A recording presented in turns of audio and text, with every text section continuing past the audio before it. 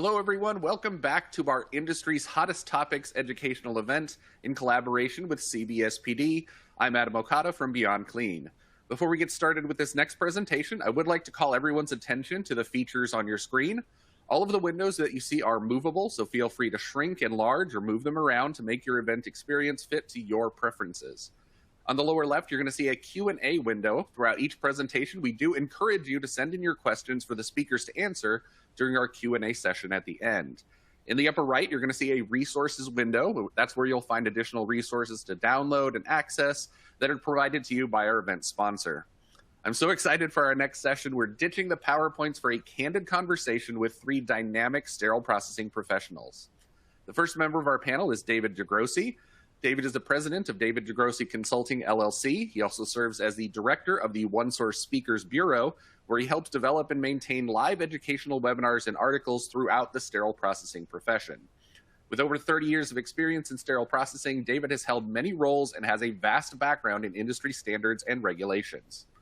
Dr. Paulo Laranjeira is the Sterility Assurance QA Manager at Cardinal Health. Dr. Paulo is a process development and qualification professional for sterilization and has conducted many investigations with biological and chemical indicators.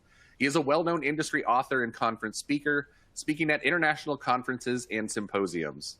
And rounding out this panel is Ana Castillo Gutierrez. Anna is a sterile processing educator at Texas Children's Hospital. She is an active advocate for the sterile processing industry and is a passionate promoter of patient safety. Her experience in the field provides her with the opportunity to bring innovative ideas into SPDs and challenge today's technicians to help them better understand the life-saving role that they play. She's a hands-on educator on a mission to keep sterile processing professionals knowledgeable on new trends and technologies. We were also going to have Ivy Magruder here from Memorial Hermann Health System to join for this conversation, but unfortunately, she is sick at home. So Ivy, we do wish you a speedy recovery. Today's dynamic group is teaming up for a candid conversation dedicated to our industry standards and guidelines. Hear how the FDA, AAMI, ISO, and other professional organizations develop these standards and guidelines for healthcare facilities. What is the value behind these protocols, and which one matters most in different situations? Get ready to discover the answers to hot topics today. Let's welcome in David, Dr. Paulo, and Ana. Hello, everyone. Hi, everybody. Hello. So let's get started. David, I'm going to put this first question into you. When SPD professionals say standards and guidelines, what do they usually mean? And are there any important documents that are often overlooked in that category? Yeah, absolutely. I think we kind of jog in between the two terms, standards and guidelines. We do have primarily our AAMI documents, Association for Advancement of Medical Instrumentation, puts out our primary document, which is ST79. I always refer to that as our Bible for SPD. And that is our primary document, but we do lean to other organizations like AORN, the endoscopy world. It really depends on what area of reprocessing that we're looking at. But the AAMI document really is the key document. But that's not to belittle the fact that the ST79 is the primary document, but there is also a whole other host of other documents that AAMI puts out, along with TIRs. Those are the technical information reports as well. So there's quite a breadth of products out there for us to follow. All right. Ana, same question to you. What do SPD professionals mean when we're talking about standards and guidelines? What do you think they're talking about? So in my previous role, one of the things that I noticed that a lot of technicians, especially if they're brand new, is they seem to get regulations and standards and guidelines confused because there's just so many agencies out there. And one of the things that I used to tell the staff and my students is you got to remember, which agency is a regulation, which ones do we absolutely have to follow and start with them. And then you want to build on top with the standards and the guidelines and, what is compliance? What do you absolutely need to do? And then just build from there. If the staff are building and they're actually doing something every single day to learn these, I think they'll get a good handle of understanding what these standards and guidelines are and what regulations are. just so that they have a really solid foundation. And like David said, there's just so many out there, even things that I wasn't even aware that I was going to have to stumble upon. And now we're looking into water quality, and well, let's look into ISO. What is ISO, right? So you just digging into all of that when the time arises. Yeah, absolutely. Dr. Paulo, do you think there's any important documents that we often overlook when we're talking about standards and guidelines?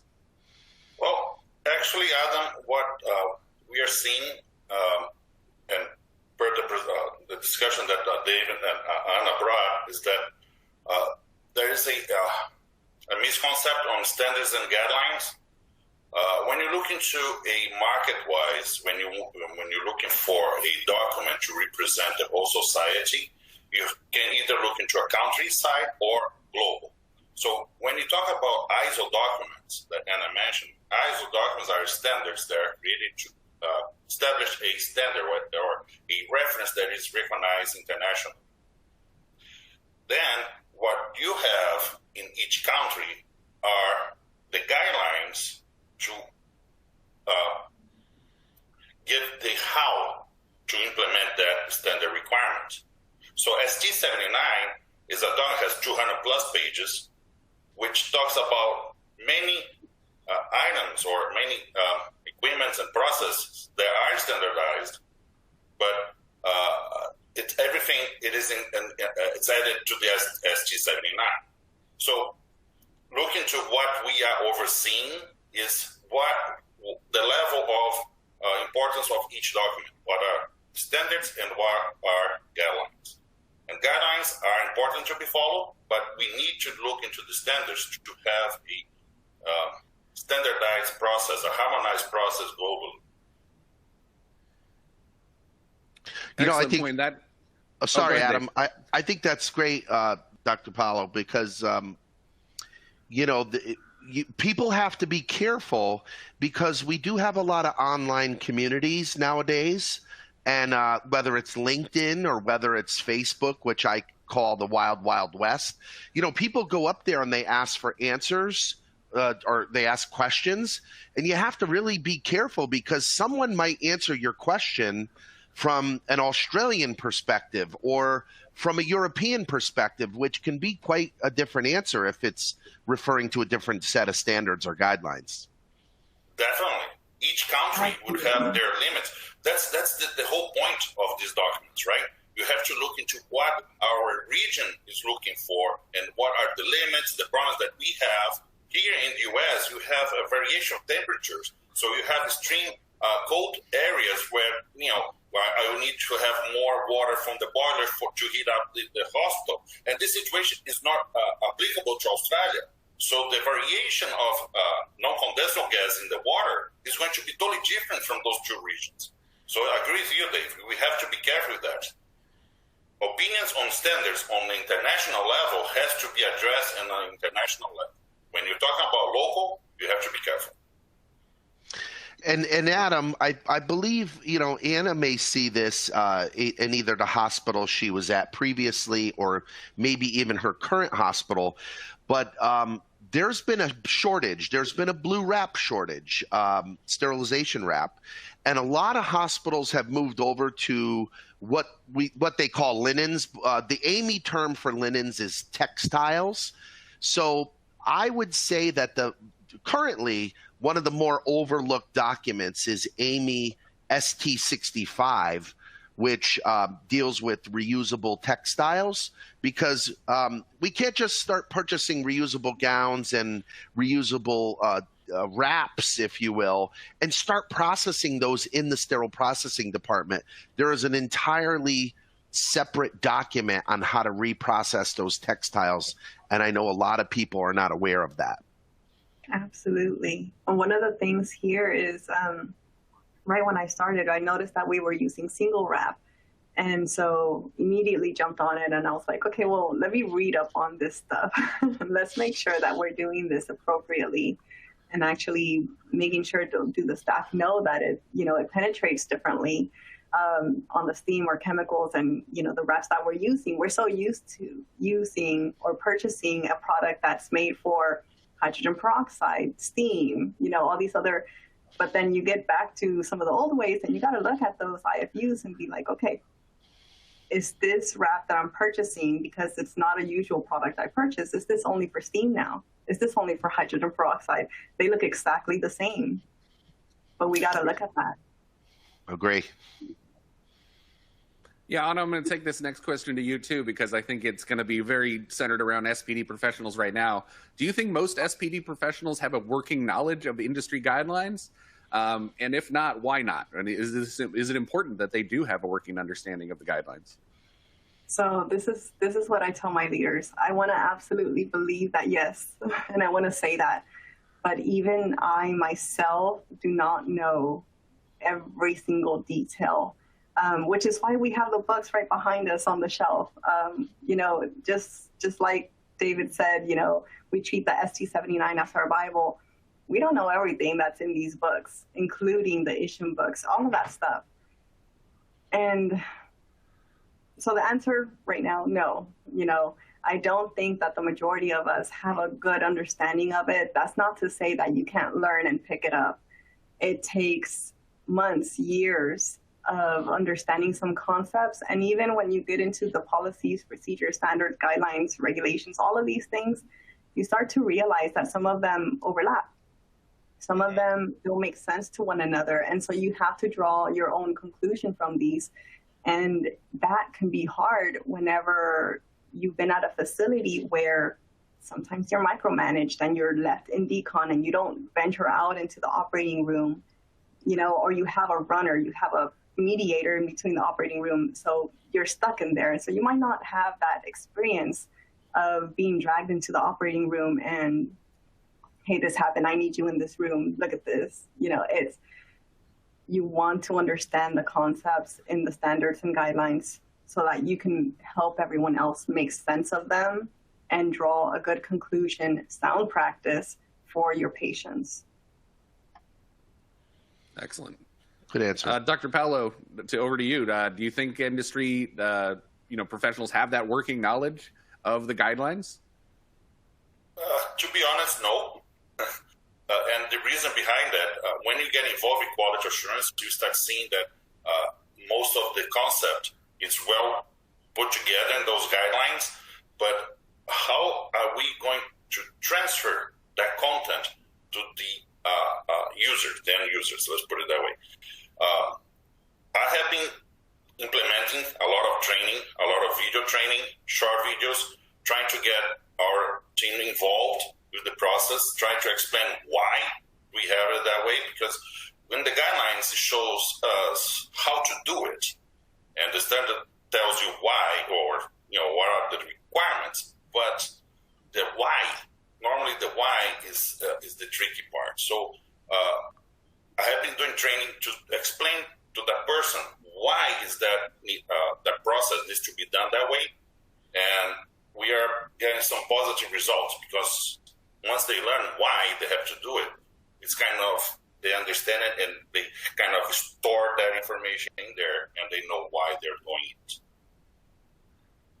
Very good. David, in what way do frontline technicians and department leaders encounter standards and guidelines in their training and in their career? How do they even encounter these as they're going through their career?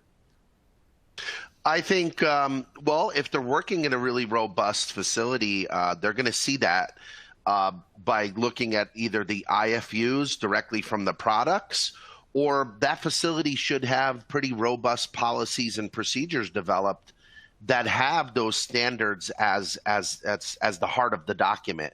And they're actually typically referenced at the end of the document. I know when I used to develop my policies and procedures, we would always have a reference so that we can cite where this information was coming from. I think they'll also encounter that if they're lucky enough to be there the day that the Joint Commission or whatever accreditation body accredits that hospital shows up, because those accreditation bodies are coming in and they're holding us to those standards. So that's what they're looking for. And actually the state, sometimes I know back in my old department, we would get Joint Commission and then we would get the state health department come in, and they would both hold us to those standards. Absolutely. Dr. Paolo, how do those frontline technicians, how do they encounter those standards and guidelines in the department? Well, normally what you see is you put together a procedure based on those guidelines and those standards, and they receive that information in the procedure, and normally they're trained on that.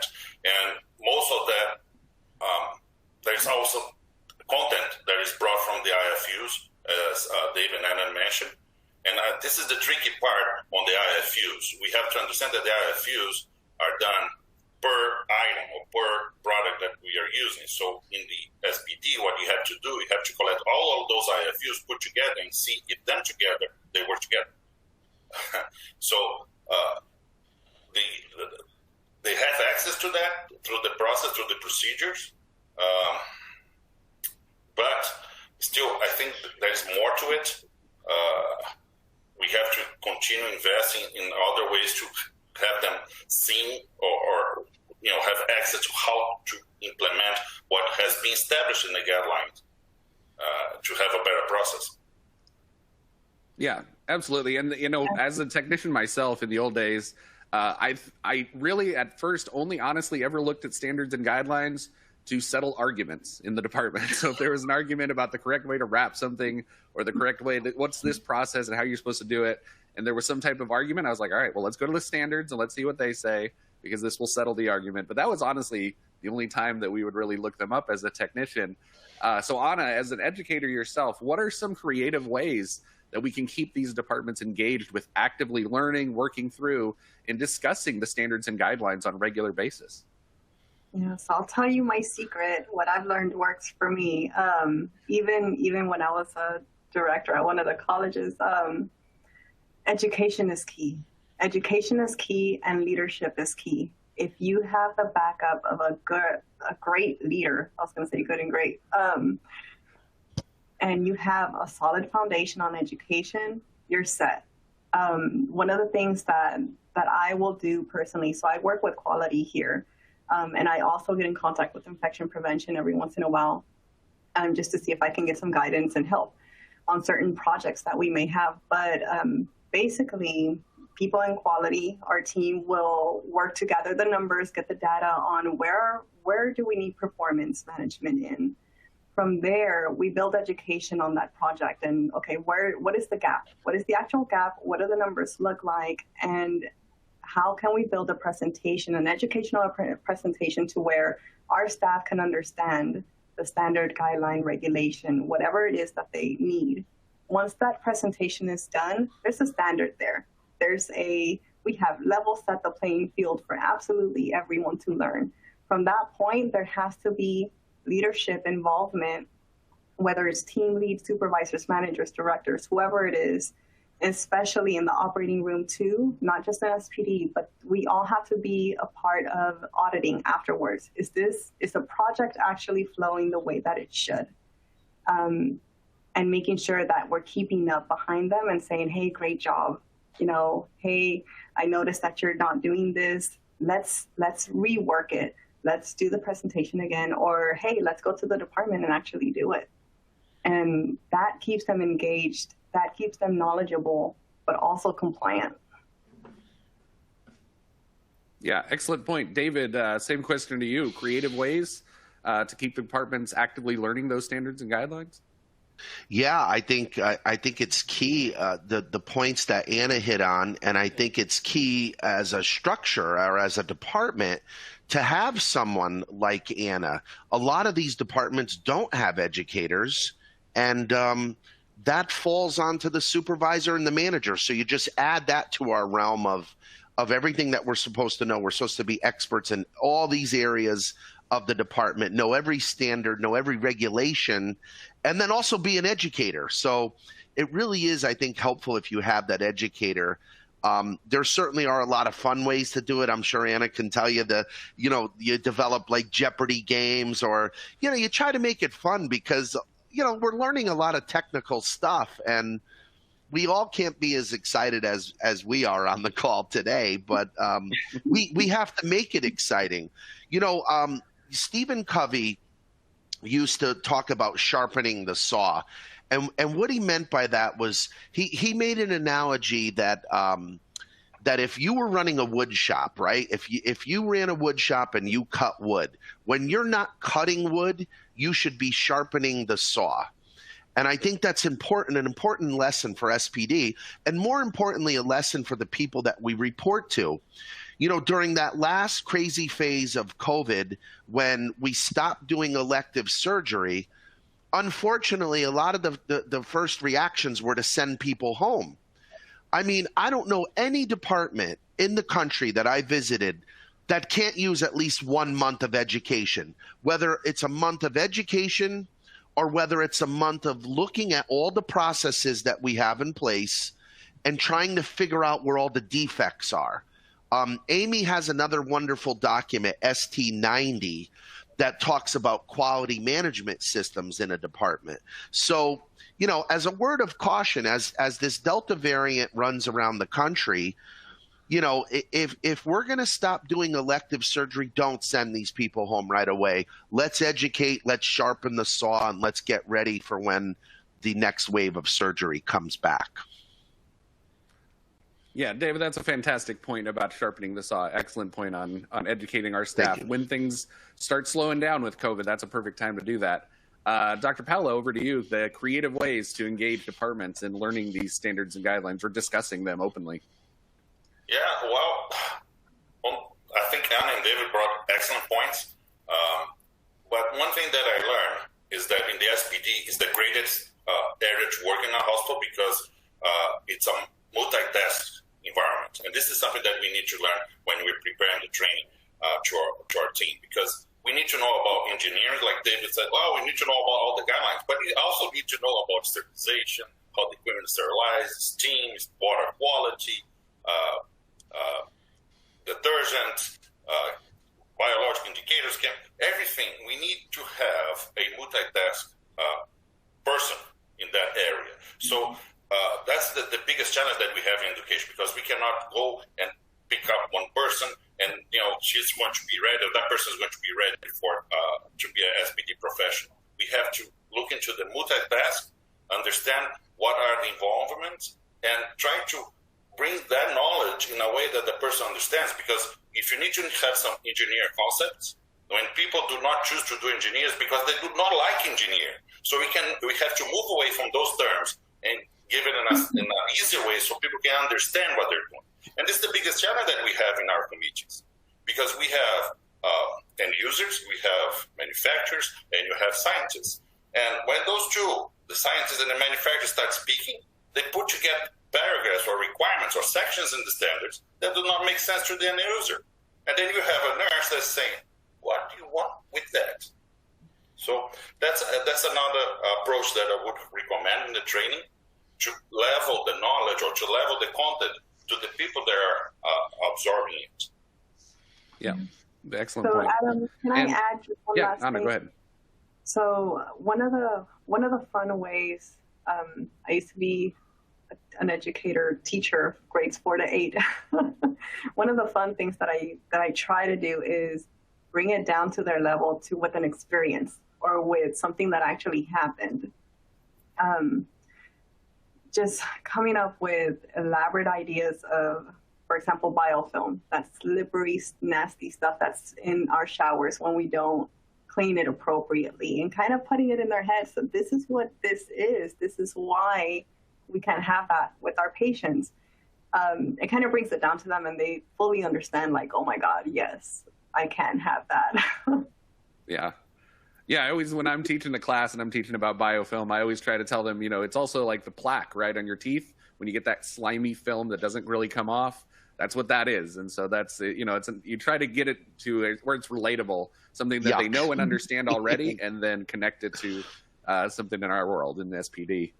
Hey, Adam, Dave, I know you've been answering. Yeah, go ahead, David. One more point, and that's a great point that was just made by Paolo. Was, you know, I always have a call.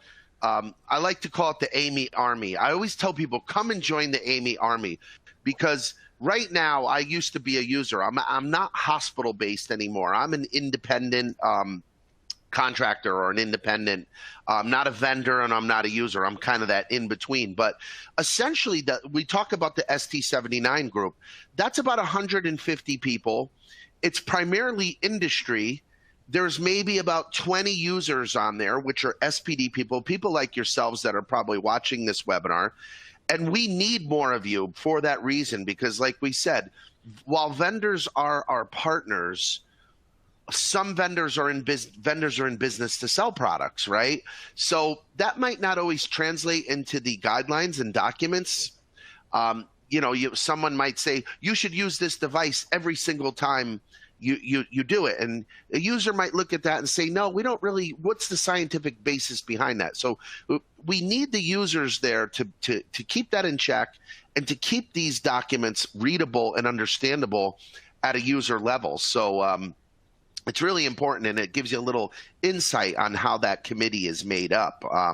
Within those 20 users, there's really probably at any given time about 5 to 10 real active people, because some people are on there and they may not attend, or they may not get as involved with each meeting.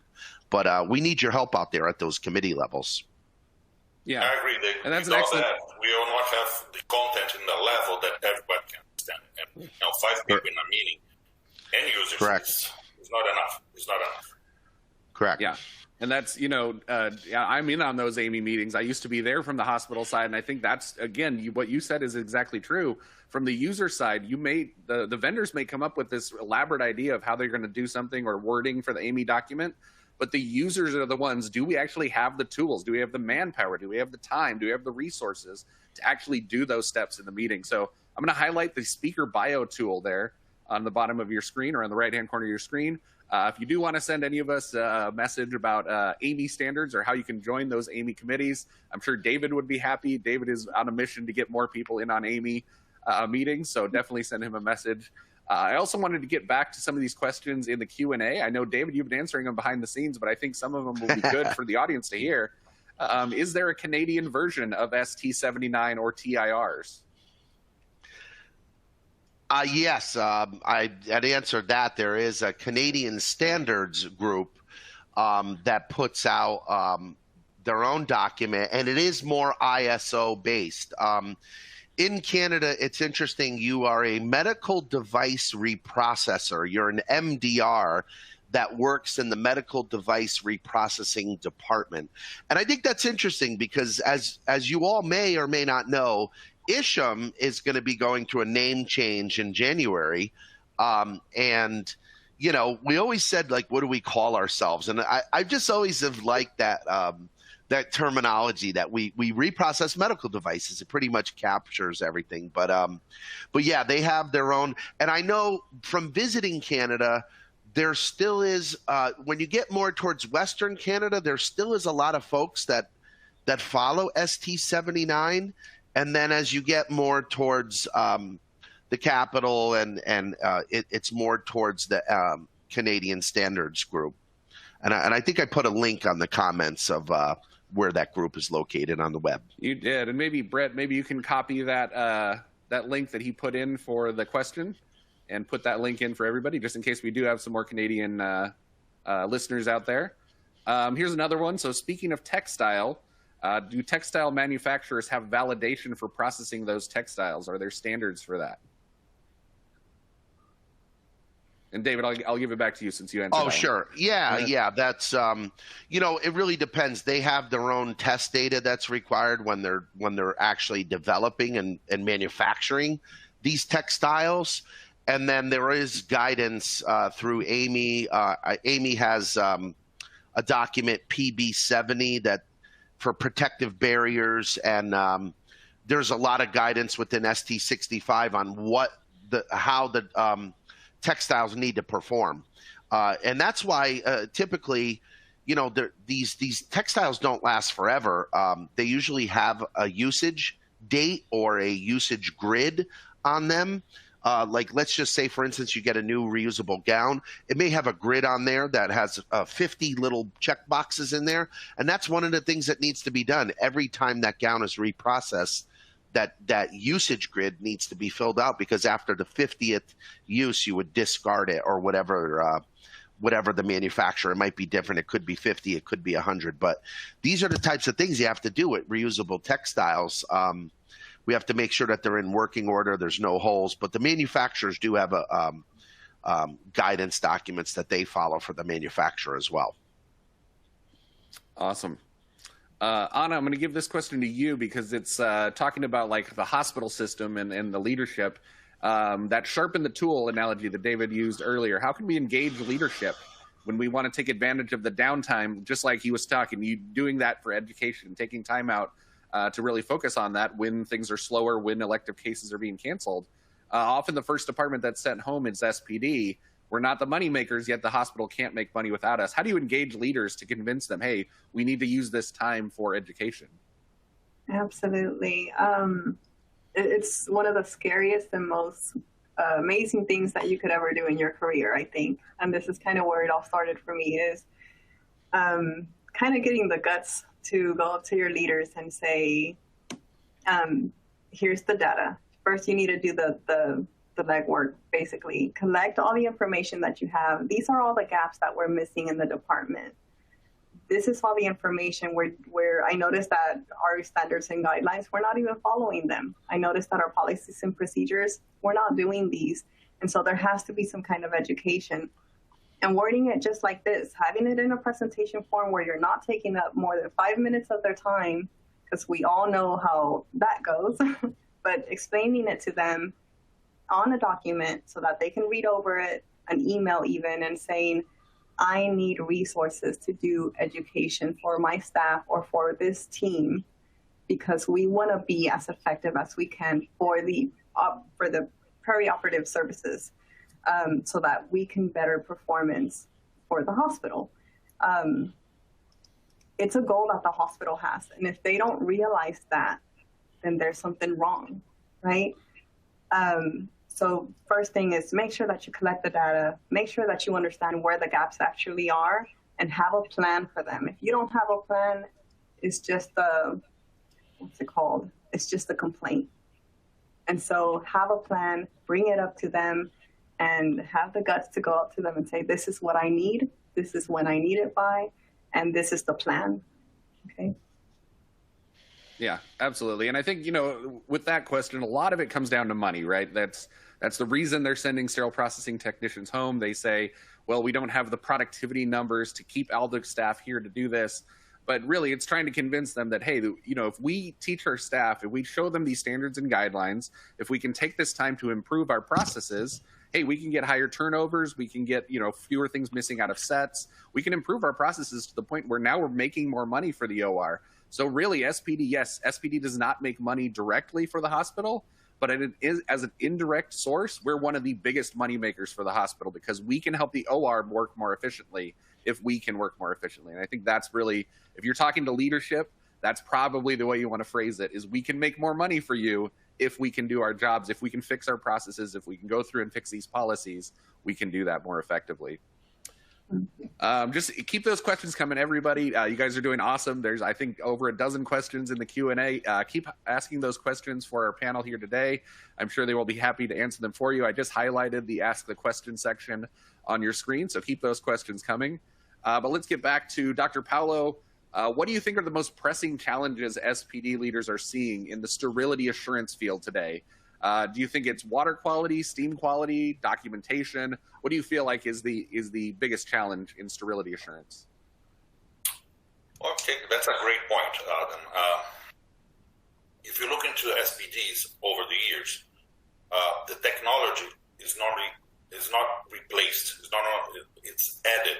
We keep adding technologies and process to the SPD, and this is where we have our challenge, because when we replace, it's just a matter of improving what we have. We do have some instance stoves, but normally what we see are new products, like, for instance, robotics. How do we reprocess them? How do we prepare them? So we keep adding. So we bring ultrasonic cleaners, we bring steamers, we bring hydrogen peroxide sterilizers, then we change the sterile barrier, then we change the indicators, then we change. So it's always adding and adding and adding and adding. And the area is normally the same. The amount of people working there is normally the same. The infrastructure, the utilities are normally the same.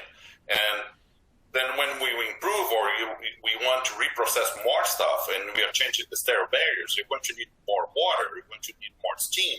So the biggest challenge that we have is that our SPGs are not being prepared for the added technology.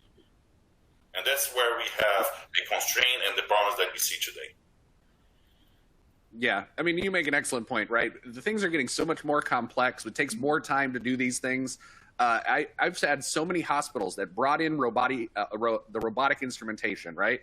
And we all know robotic instrumentation takes a long time to reprocess at the sink, in the cycle, whatever it is. But it takes a long time. It has ultrasonic time that it has to go through.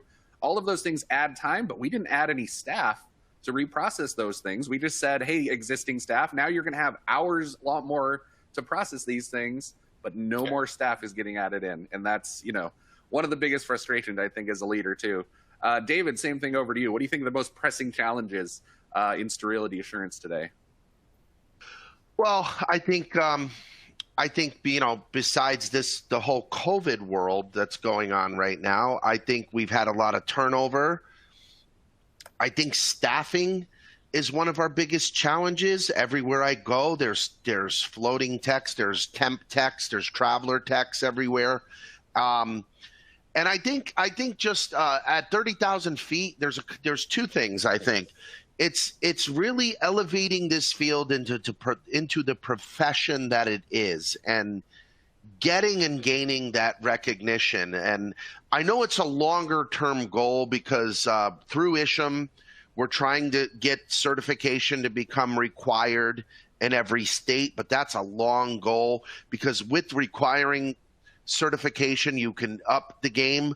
But it's really just getting that recognition. I think we got a little bit of that during the pandemic when they sent us all home, and then we had to come back in because we were reprocessing masks. Everybody realized what a key player we are in the department. And I think another thing I just personally see when I go and I do audits or assessments at hospitals is, and I've experienced this myself, I can't see how a department is functional and can measure error rates and measure productivity and do the education without one of these asset management systems or a computer system. There's a number of companies out there. I don't know if I can name names, but Census, SPM, TDOC, there's all these systems out there. And because it's a human-based function, because humans are involved, we're going to have errors. And being able to plug all this into the computer really does reduce, especially in the area of record keeping, it really does reduce a lot of the errors that are put out. And I experienced that myself. We used to have a lot of paper-based systems, and then we implemented a computer system into my department. It was night and day, and I couldn't figure how we ever did it without it. But I still go in there, I would say when you ask people, there's only about 20 to 25% of the departments out there that have availability to these systems. Yeah, that's an excellent point. I mean, the tracking of these is so important. And if you're not doing those computer systems, how do you know where things are? How do you know that things have been sterilized? There's a lot of things that are much harder to do with a paper system than Correct. with those tracking systems. So that's an excellent point. We have, I think, 3 or 4 questions about the AAMI standards. I'm going to highlight that speaker bio tool just one more time. Send Dave an email or a message, and we do need more users. If you're passionate about sterile processing, if you're passionate about doing this industry right, and you want to be a part of creating those industry standards, AAMI does need more users. So send Dave a message. He will show you how to get connected to AAMI. I just highlighted that speaker bio tool again down there for you. Just send a message. We'll get you in. We'll figure out. We'll get you connected to AAMI so that you can try to get going as a user there. Let's get back to the questions here, though. So, Anna, I'm going to take this one to you. Actually, let's go to Dr. Paulo. How does a familiarity with industry guidelines help ensure the adoption of best practices in our departments? So, we have the guidelines, and we have the SMEs they're putting this together. They're trying to bring the manufacturer, the SMEs, how to better use their products or the process. So when we follow those recommendations that are put together, and hopefully by having the comments of the end user added to that process, we are making sure that we have the state of the art. It's important to look into the market. Like I said at the beginning, in the U.S., we have a very regulated country. Okay, so FDA does establish levels of requirements, and then everybody has to follow. This does not apply to other countries, so it's hard for them to implement the guidelines like the ST79 when you do not have those regulations in place. So the guideline is perfect as long as we have the other supporting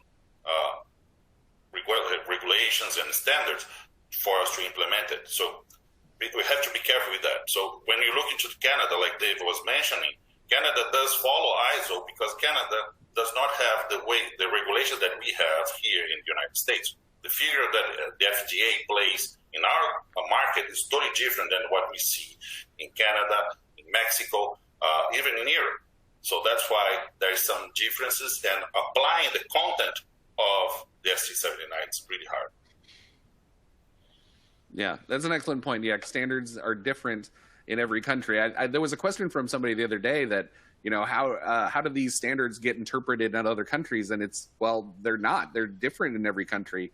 And, some are, go to the ISO standards. Some have their own individual standards, but it is different wherever you go. So be sure to check your regional standards and make sure that you're following what the region says. Go ahead, Dr. Pala. And you have to look into the regulation. You have to follow what your country or your Ministry of Health or whatever entity requires you to do. Yeah. That's the first step. Yes, excellent point. Correct. Yeah, and Adam, it's a great point right now to mention, like you said, it when you have socialized medicine, it's they're no longer the wording is different in ISO. It says you shall. The strongest wording that there is in the AAMI documents is should. So there's a significant difference there. You really should versus you shall, like you must.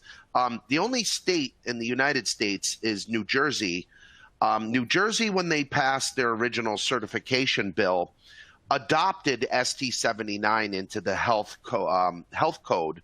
So really the only state in the United States where it's the law is in New Jersey. And that's always taken into consideration when we're working on the committees and working on the guidelines. But it's interesting that, think of organisms. Does COVID recognize what country it's in or what language you speak or where your geography is? Organisms have no border. So we always strive for harmonization.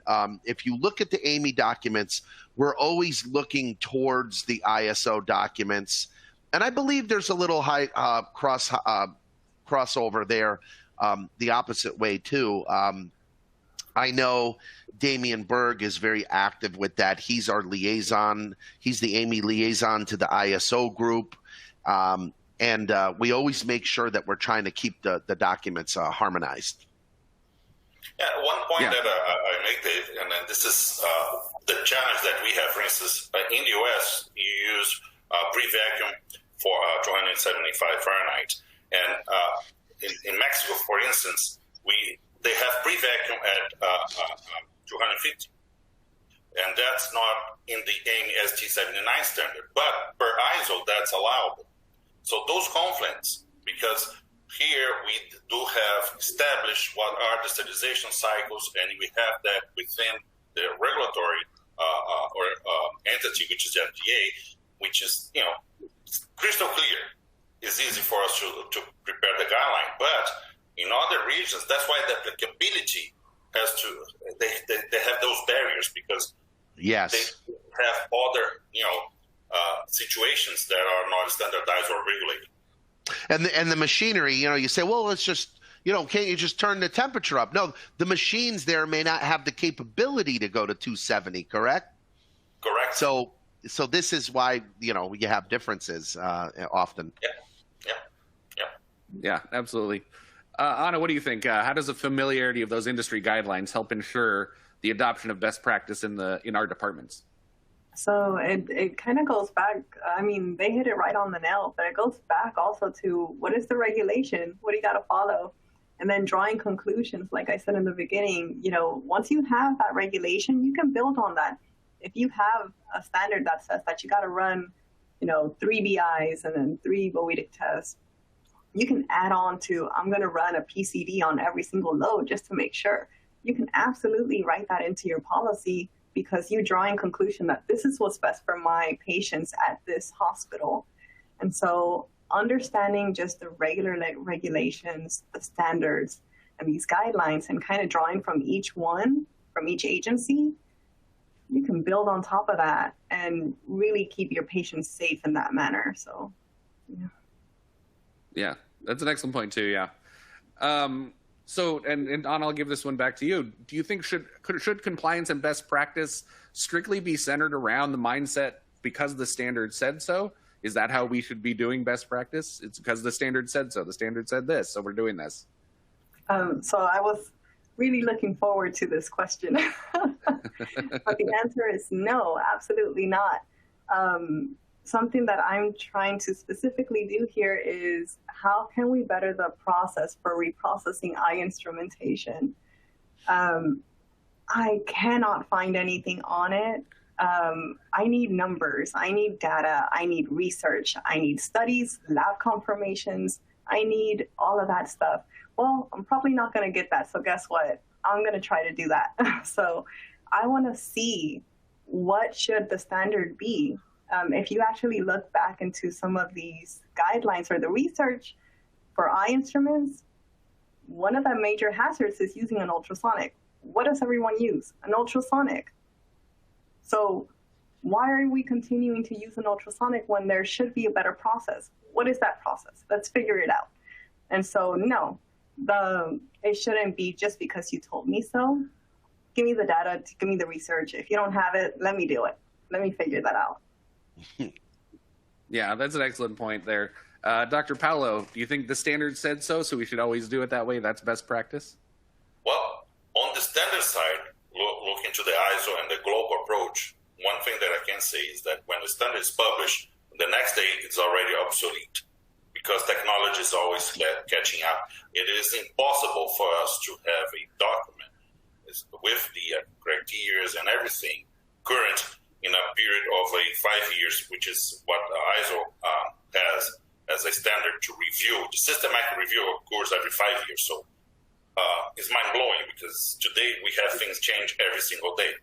So based on what Anna mentioned, and I agree with her, what are the evidence? Where is the data? So we can use that as the minimum, but you can go after what is applicable and more safer for the patient. And you should do that. I think the next level from learning what are the guidelines and standards is to go from there and go improve it. And then bring that improvement to the committee. So the committee can look and see what you did and add your research, your data to the new revision. That's how it should be. Mm-hmm.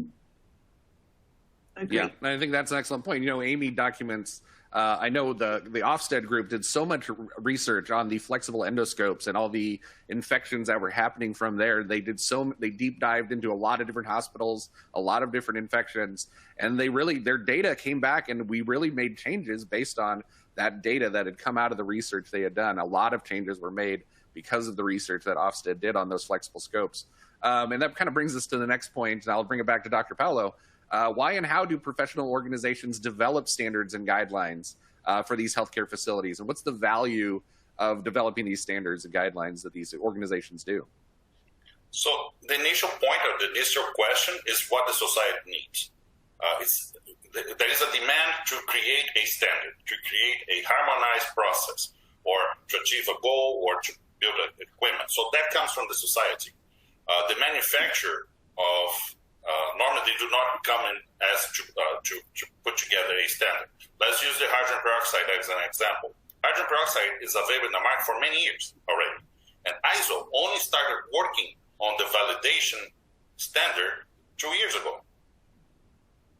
So the demand comes from the society. The society is going to ask us, hey, could you guys please create a guideline, create a standard for this process? And then we put together, they request this information, then we put together the SMEs, you try to figure out what's the best approach, and then we create a document. Excellent point. Yeah, the need creates the need for the standards, right? The need is in the industry, so then the standards get created for them. That's great. And then we know that healthcare changes rapidly. Yesterday's standard will not follow today's technology. The good example would be the scopes and robotics that we see nowadays. So how do we ensure best practice around these new devices and technology when there maybe isn't a national standard to follow? David, I'll send this to you. Who owns the dissemination of information to assure that the appropriate steps are followed? Is that the OEM that will establish that first? Yes, and there actually is guidance for this. And I can give you a little history of where it came from. We used to have classes, but now they're type indicators. When the type 6 indicators came to the U.S. market, for example, everyone was running around in a fluster because there was no guidance for them, at least from a standard or a standard standpoint. So based on that experience, when the ST79 document went through its last revision, we added a section in there, section 15, for new product evaluation. And it really is a great section. It guides you as to how to handle when new products might come to the market. And, at 30,000 feet, you'll see this typically throughout the document, not just in this section, but it's always a consensus. It's always a multidisciplinary task force. You do a risk assessment and you get a team together, and in the section 15, they give you guidance as to what the team should be looking at. And just as a brief to break it down a little bit, the document speaks to putting the committee together, collecting and distributing information such as FDA clearance documentation, relevant research articles, IFUs, expert opinions, reports from peers who may have trialed or already used the products. So the document goes on and on and on and really gives you that guidance. And that's a perfect example of how we learned in real time. The type 6 indicator came out. Everybody wasn't sure how to use it or where its place was in the market. And we said, look, if this happens again, we recognize that, the AAMI document takes a long time to revise. We're going to meet this fall. There's a live meeting in September next month. And we're going to talk about potentially opening the document up again for full revision. But even if we were to do that, you probably wouldn't see any a full revision occur for 3 to 4 years. So we have to have something in place to kind of address the emerging technologies that are out there. Yeah, that's an excellent point. Dr. Paolo, same question over to you. With these rapidly moving technologies, how do we ensure best practice as we're processing them in our departments without a standard? Well, the quality structure is it's basically the same for everything, right? So bring me the evidence. If this is what I need to do, then what is the expected outcome? How do I make sure that outcome is going to happen every single time? So if I don't have a standard to tell me how to challenge it, I have to look into the outcome, and I have to create a scenario to make sure that that outcome, if I do this process as stated in the IFU, do I reach that outcome? And then you create a quality assessment of what you're doing until we have the standard.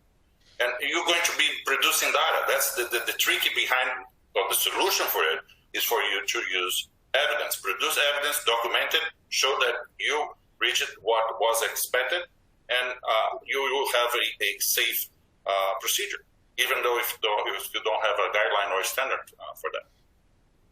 Correct. I mean, that was going back to what Anna said earlier, right? You got to do your own research. If there's no research available, do your own. Just kind of take the initiative and do it. And then you can actually help drive this industry change, drive that best practice. So we as users can actually do that. And David, I'll send it back to you for this last question before we get to the Q&A. What are the new guideline updates the industry can be expecting to see soon? What do you think is the next thing you're going to see? Well, in case you missed it, because we kind of had a pandemic going on, in late 2020, the AAMI ST79 document came out with 3 amendments. So make sure if you own a copy of ST79, reach out to AAMI. You'll get a free update of those amendments, and so those are already released. And when we get together in a couple of weeks in September, we're trying to finalize a TIR as a technical information report. There is a technical information report on transportation of instrumentation, whether it's soiled or clean or sterile. And that's whether it's within your own campus or whether it's offsite. So that document is being worked on. Not sure if it'll quite be finalized. We'll see how it goes, but that's the most current document that I see in the pike, at least for the next meeting coming up. Very good. Dr. Paulo, any guideline updates the industry can be expecting to see soon? Well, we are expecting to see some new standards for hydrogen peroxide. One is going to be on the manufacturer side, which is for biological indicators. And again, it's a standard for the manufacturer, but the objective is to create to level out everyone. So everyone that sells hydrogen peroxide biological indicators will have the same quality. And the other one that I mentioned before is the validation of hydrogen peroxide cycles, which is also, it's going to be an end user standard, but will help us to improve. And I think that document will also help the revision of the ST79 for that purpose, for the hydrogen peroxide sterilization. So that area, it's the most new one that we are going to see some new documents coming out. That's awesome. Yeah, great information, guys. I appreciate it. All right, so let's turn it over to the Q&A. We had quite a few questions on the eye instrumentation. What are the biggest hazards for eye instruments? And then another one about recognizing TAS is a great concern. If you don't know what TAS is, toxic anterior segment syndrome, look it up. There are standards, or I think standards based around TAS and how we prevent it. And I'll send this to Anna because she was just talking about it. What is that issue with the ultrasonic? How it can cause problems with TAS? All right. So I actually did a that's my whole project, is ICE right now. One of the biggest concerns is if you're using an ultrasonic, I'm 5 feet tall, okay? I'm pretty short. And again, just having to dig deep into the well and actually clean it off in between the uses of the cycles of the ultrasonic, I don't know if I'm being as effective as I should be in cleaning out with alcohol. And then again, are my technicians fully knowledgeable, or have they put it together of when I'm wiping down the ultrasonic, am I using another enzymatic, which I shouldn't be using because it's against the IFUs most of the time? Or am I using alcohol the way it's recommended? And a lot of people, I'm cleaning it. What are you cleaning it with? And so it's one of those hazards. Absolutely any microscopic particle, whether it's living, non-living, organic, non-organic, bacterial, viral, trash, anything at all, enzymatic, non-enzymatic, anything at all can cause hazard to the delicate tissue of the back of the eye, which can cause TASS. Yeah. And the issue with TAS, I mean, if you really want to get technical about it, there's no blood in the eye. There's no way for it to fight off infections. So if there's residues on these instruments, residues left from enzymatics, from lubricants, from other things like that, then it can cause infections in the eye, which are very difficult for a human being to fight off. So they realized this. They said, hey, there's a high rate of infections with these eye cases. What's going on? And that's where they found out about this toxic anterior segment syndrome. I guess I encourage you to Google it, find out more about it if you're not familiar with it. But it is one of those new things that's come up, and I would say the last 5 to 10 years that, we just don't have enough research on. We don't really know enough about it. But we do know we need to change our processes because this is happening in the industry. Let me send this one over to David. How do you think off-site sterilization is going to impact communication between sterile processing OR staff? Well, certainly harder to be called into the OR room when something goes wrong. But, that's an interesting question because they are becoming prevalent within the United States, these offsite processing centers. I actually worked with a center just a few months ago, and actually when I'm done with the webinar today, I'm going to visit another one here in the Chicago area. But I've seen, it's certainly when you put distance between a facility, you certainly do lose that communication. You do lose, even the ability to see somebody in the cafeteria or in the hallway and have a quick conversation, that goes away. So there definitely is a harder challenge to keeping the lines of communication open. Do I think that it should continue? Absolutely. Do I think that those technicians in the offsite center should still go observe surgeries? Absolutely. Should the part of the training for a new scrub tech or an RN be that they visit the SPD still? Absolutely. It doesn't matter that it's off-site. I think those are all still very important.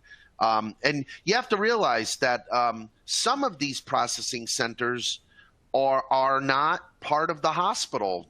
Some of them are totally independent entities that are a fee. You pay a fee per service. You pay a fee per set. So that presents its own challenges because now they're not even employees of the hospital. So you'd have to deal with the leadership of that facility. Yeah. And since we're talking about standards and guidelines, there's been a lot of questions about these offsite reprocessing centers. AAMI they do have a working group that's going to address offsite reprocessing and give some it's like a TIR group, or will be a TIR, to try to help these offsite reprocessing centers have a best practice, have a set of standards that they can go through. So AAMI is working on that kind of a thing too. Here's a question. Oh, go ahead, Dave. Oh, absolutely, Adam. And as I mentioned before, the TIR 109 for transportation definitely addresses this. And we're actually working with a couple of the offsite centers are actually on the committee. Yeah, absolutely. Just one last question on the ultrasonic, again, back to Anna. Do you need to clean the ultrasonic after each instrument? That's what we're hearing, is we should be doing that after each one. It's especially with the eye cases, I would say yes, drain the ultrasonic, clean it out. And if you can, have a dedicated ultrasonic that's just for eye instrumentation that, again, you're cleaning out after each use. Anna, would that be your recommendation as well? Absolutely. So each case, each patient has its own ultrasonic clean water with non-enzymatic detergent in it. And so again, if you are sharing the ultrasonic with other instruments or other types of cases, not just eyes, then you need to be wiping it down, flushing it out, cleaning it out, and making sure that you're not using the enzymatic in that ultrasonic. You got to remember, if you're using that ultrasonic for orthopedic instruments especially, the washer disinfector should have an enzymatic in there, and so it's going to have those enzymes in that washer, but you don't want to have it in your ultrasonic if you're reprocessing eye instruments. Very good point. All right. Got a last question here about completing surveys for CEs. So the survey will appear at the very end of today's conference. After the last session, you'll be automatically directed to that survey page, and that's where you will be able to get your CEs.